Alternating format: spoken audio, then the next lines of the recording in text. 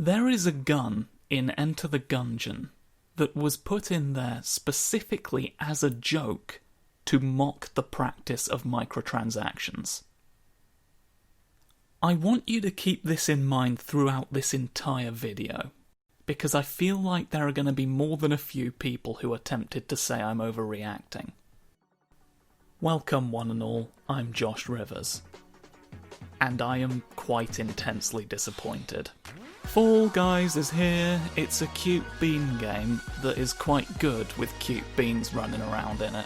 An interesting take on the Battle Royale formula, in which you are, instead of doing a fortnight, doing a physical challenge game show, where you have to beat the challengers to qualify for the next round. There's wacky antics with squishy little scoofuses as they fall over and get knocked off of things, tripping over each other to make sure they're not eliminated. So now that you know what you're looking at, here's the two relevant bits of information. 1, it was published by Devolver Digital, and 2, the fact that I like the game is now, unfortunately, completely irrelevant. Because, as I've said before, it doesn't matter how good a game is if I can't recommend it to someone without feeling like I'm offering them up to the wolves. And, Fall Guys has microtransactions. And you might say that they are not as bad as microtransactions in other games, and you would not be wrong, but it doesn't matter, because you also all held up Warframe as a paragon of free-to-play done right, and I've made my counterpoint to that perfectly clear at this stage, so you can't be trusted. I can't trust what you tell me is acceptable. Literally said roll the dice. So yeah, Fall Guys has microtransactions. But don't worry, it's just cosmetic. Items have to be bought with one of two currencies. You can earn both of them in-game. Kudos is awarded for participating in shows, and you can earn more of it based on how well you do. And there are crowns, which you have to earn by winning the entire game, being the last bean standing. You can't currently buy crowns with real money, you can only buy kudos. Fingers crossed it stays that way, cause that'd be bloody dodgy. To have a currency that only 1 out of every 60 players is gonna earn per game, and then be like, well, I'm sure we can come to an arrangement. But I still bring it up for completion's sake, and because, not to sound distrusting, but keeping an eye on that wouldn't hurt. Raindrops are falling on my head. As for how quickly you can earn the in-game currency, I am a fairly middling player, and I've been getting kudos. Like, it's not unreasonably slow, but it's not fast. It's helped by the fact that getting into new games is pretty quick. And in all honesty, it probably wouldn't matter if it weren't for a slight detail about how the store is designed. The contents of the store page change. It's not just a list of every item that's available in the game, you know, like a shop. The stuff that's on there is only on there until there's something else on there. And the store very kindly puts a timer there to let you know how long you have left to claim all of your delicious prizes that you might want. Not got enough currency? Want to look like a toucan? Better get a wriggle on then, hadn't you, you little shit? And it is not lost on me in all of this that the biggest prompt on the storefront page is the one saying, you know, you can buy kudos if you want to. Better hurry.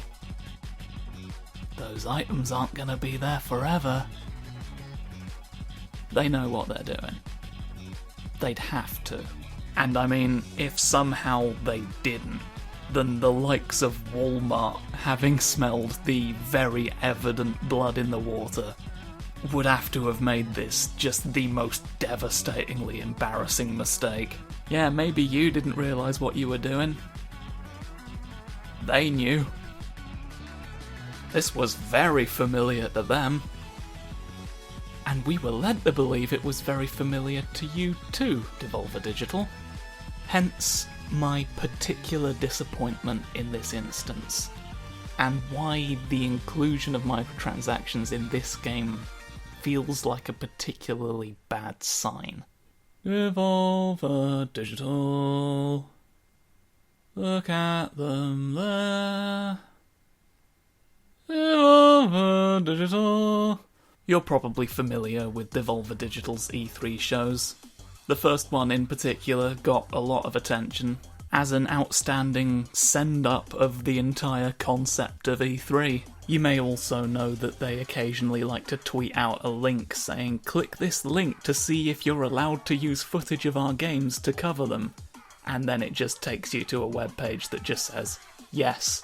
Devolver has built its brand on an open rejection of AAA bullshit.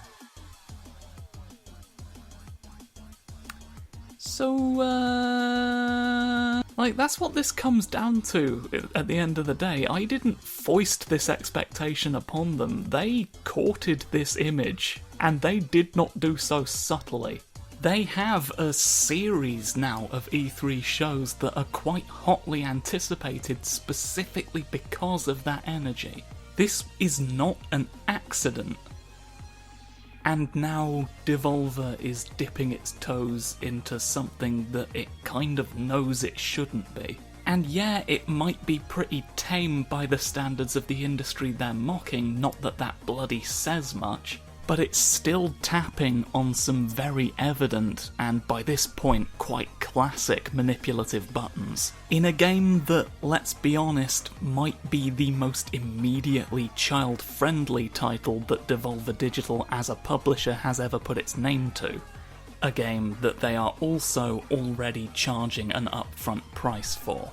And particularly for someone equipped with the kind of savvy vis-a-vis industry practices that Devolver Digital has demonstrated in its satirical shows, it is not difficult to imagine a version of this game where the monetization was less problematic. Even if you want to argue that they are trying to mitigate the damage by not including literal gambling roll the dice, there were steps that could have been taken to make this game less the kind of thing Devolver mocks, that just weren't taken. And the overwhelming majority of coverage seems perfectly content not to ask why.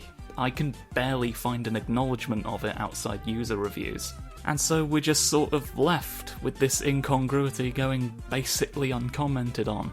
Devolver Digital, the fuck your AAA bullshit indie publisher, just quietly engaging in a little spot of AAA bullshit. And I can't help but think of Naughty Dog, the entity that went from a scrappy little developer that was getting shafted by publishers so badly they had to basically gatecrash E3 just to get credit for having made Crash Bandicoot, and then gradually transformed into what is today seemingly an industry-leading example of the problem. Identities are not constant, particularly when those identities are corporate. Devolver Digital may have been good about things like this in the past, but that can change. And with games media as a whole being so terminally unwilling to hold these monetization models to account, I'm worried that there might be very little stopping that change from happening right now. As someone who has known people who have had really genuine problems with spending on microtransactions, I would rather not be in the position of having to just cross my fingers and hope this was a fluke. The fact is, right now, Devolver probably could keep making shows about how shitty and laughable everything the AAA industry does is, and then continue doing stuff like this on the side with no comment. And I, a tiny man living on the edge of a pound coin, would just have to watch as maybe about 4 people of prominence held their feet to the fire over it. In a world where games media served the purpose games media was supposed to serve, I could not imagine this developing into much of a problem. But in this world where the vast majority of games media seems completely content to simply act as an unpaid extension of any company's PR department, what Fall Guys is doing becomes a very bad sign. Devolver, if somehow you're hearing this, I didn't want to pick this fight. I just wanted to play your fun Squoofus Beam game. I would love to give you the benefit of the doubt right now, but I'm not going to. And to be honest, I shouldn't have to explain that decision. You have alleged throughout multiple E3 shows that you already completely understand the reasons why. At the moment, the saving grace is those user reviews. The hope that Devolver Digital, through its relentless satire, will have attracted a sizable enough anti-AAA audience that will look at what's been done here and think, hang on. I'm crossing my fingers that this turns out to just be a disappointing anomaly, but these days, honestly, my fingers are getting fucking tired. That sounded less euphemistic in my head. So yeah, that's that. Another one into the void. Anyway, I just thought it was worth mentioning.